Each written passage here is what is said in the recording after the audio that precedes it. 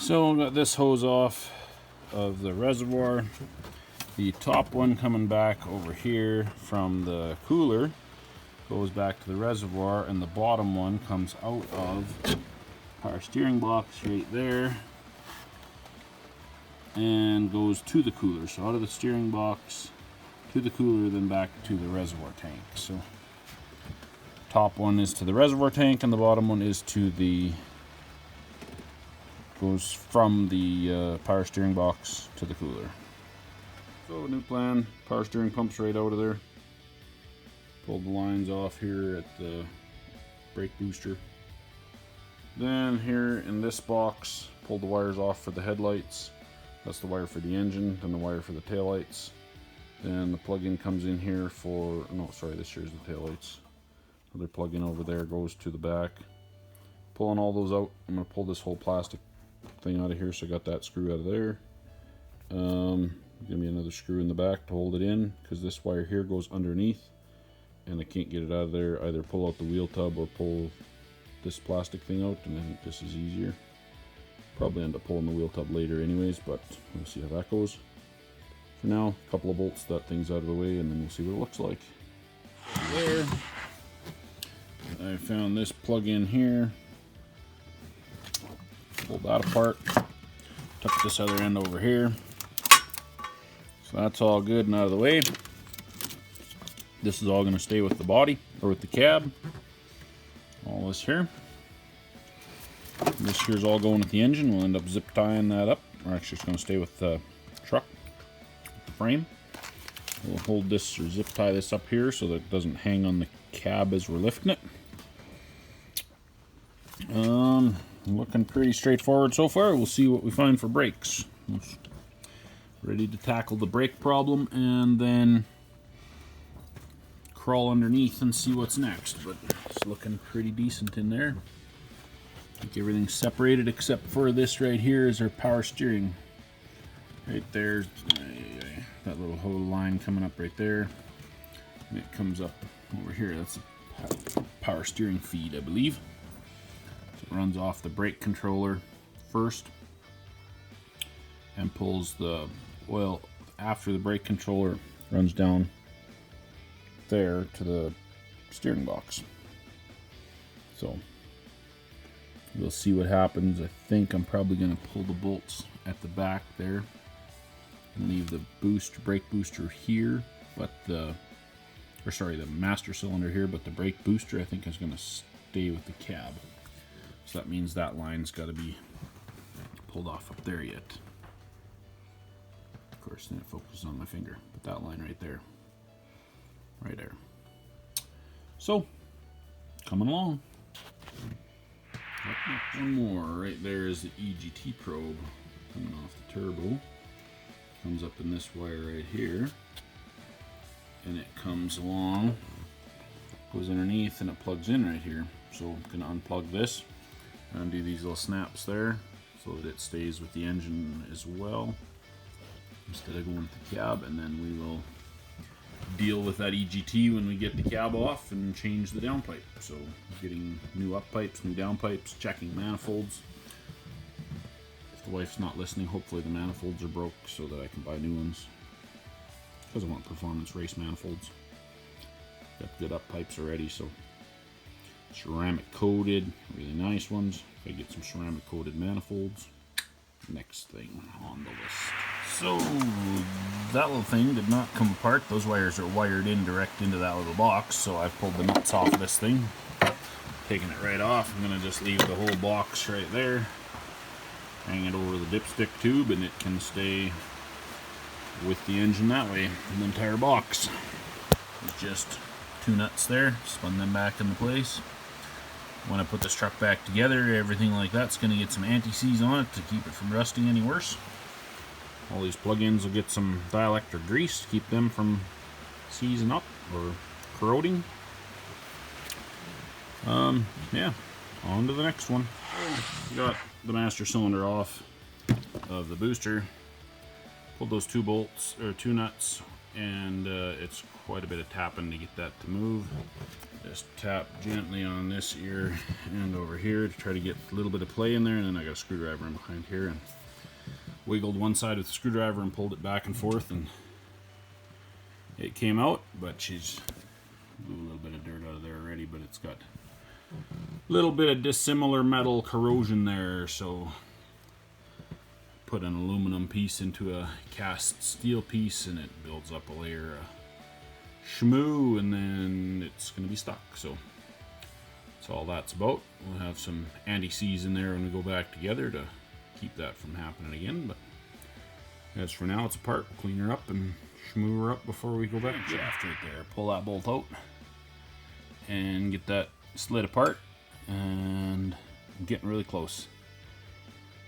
Then it's time to start working from underneath and pull all the bolts and a little bit stuff off the tranny if there's something attached to the cab, but I kind of don't think there is. Probably a couple of ground cables.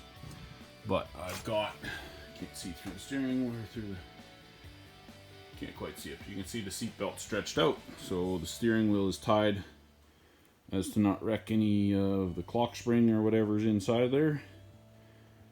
And so next up is pull that bolt, slide that apart, and then it's time to crawl underneath and see what's down there.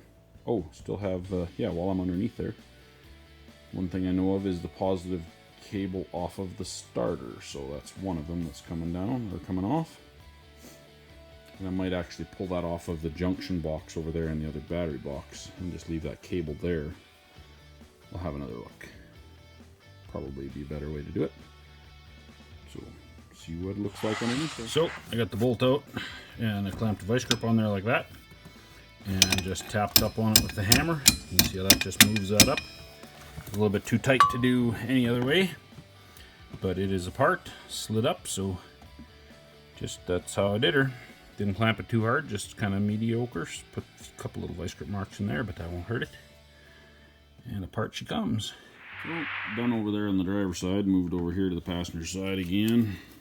This block here, I pulled off the cable that was here that went across to the other side. It followed the firewall right there. And I pulled off this cable that came, or sorry, it was right here, that came from the other battery. Not sure why they run power back and forth like that when they got a battery on both sides, but that's how they did her. Make some kind of a loop, I guess, I don't know. Pulled that off, and then I can hang this here up on there, and I don't have to pull the main power off of the starter. Had to feed it through these air conditioner lines right here, because it was coming right through between the two of them right in there. It came up between that one and that one, so now I fed it through there and hung it up on the engine. So I've got this cable hanging here that when it goes to the other side, I just stuck it on that bolt to hold the end of it. Got this cable over here, used to hook on there, goes to the other battery. Now I've got down right there a transmission cooler line going into the main radiator. Gonna undo that one. There's another one right there, but I'm gonna leave it. This thing has an auxiliary cooler, so that line comes up in the front. It's got a secondary transmission cooler right here, so I'm gonna undo the one over here.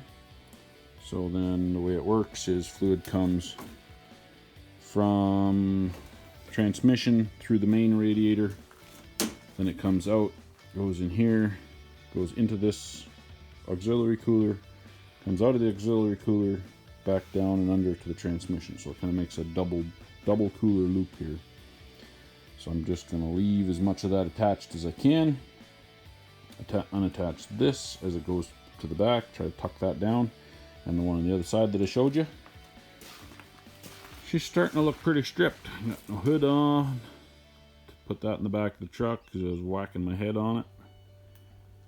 And yeah, transmission cooler, and then I got some cab heater hoses to deal with next. So we'll get those lines off. Oh, and I guess I could show you.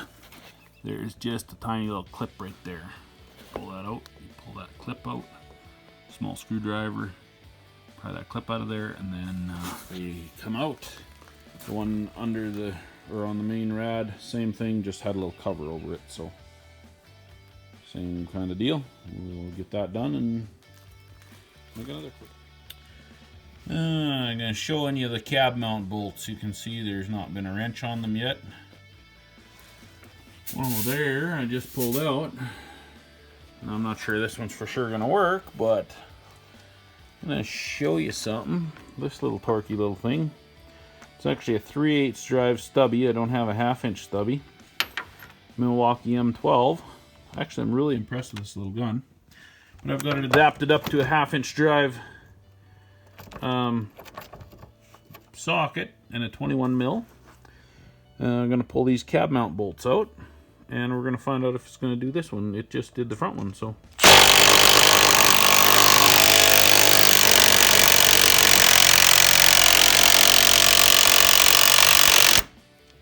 Went that far.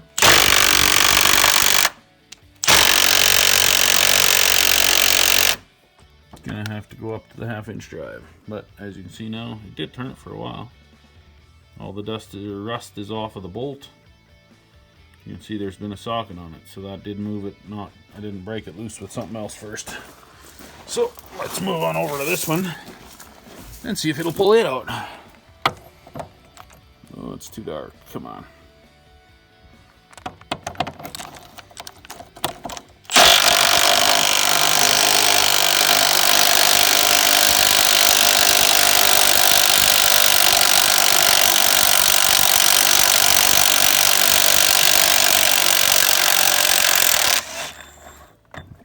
And there's the dust shower.